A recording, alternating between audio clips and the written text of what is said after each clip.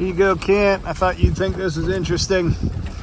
I wish I would have taken before and after pictures. This is a blowout that I started working on healing a couple years ago. But this whole bottom down here, this whole bottom down here was all sand blowout. And part of the reason you can still see some of the rim of the blowout over here where it's still pretty sandy.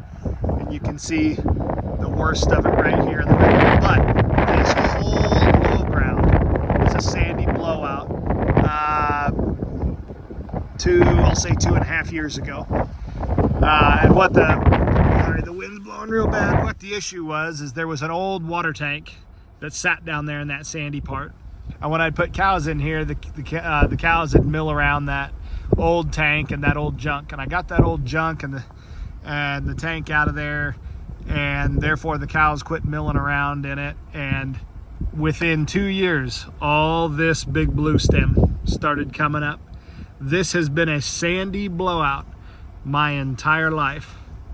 And people in the Sandhills even don't think that you can heal blowouts, but you absolutely can with cattle. You can heal them with cattle and proper grazing and all that stuff. Like I said, all that's growing in down there, that big blue stem, that little blue stem that's coming in, this has been nothing but sand for 30 years. And within 2 years of proper grazing, getting junk out of there, using cattle appropriately to fix it, grass starts growing. And on top of that, all I did not plant anything. I did not graze anything, or I didn't put anything down. I mean, the only thing I did was get rid of junk and use cattle appropriately to graze, not overgraze, not undergraze, but to graze this. I didn't fence it off. I did nothing but remove the junk and use cattle appropriately to graze. What the cattle will do is they'll get in over there on that rim, and they'll use their head, and they'll use their shoulder and their feet, and they will knock off that rim. And when they knock that rim off, the wind doesn't blow in and scoop as bad anymore. And those cattle will round off the edges of those blowouts so that the wind can't erode as bad. So that will heal. I expect you to not even be able to tell in 5 years that this was a blowout at all.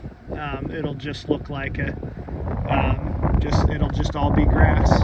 But part of the problem with these blowouts, a lot of people will throw junk in there to keep the sand from blowing. They'll throw old tires, they'll throw fence posts, and they think, well, that'll hold the sand down. But part of the problem is the sand gets so hot that the seeds can't germinate.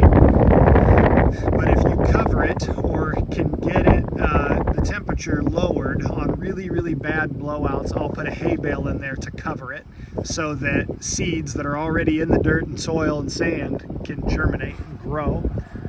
But there's even a lot of sandhillers that think you can't heal a blowout, and I'm telling you, you can.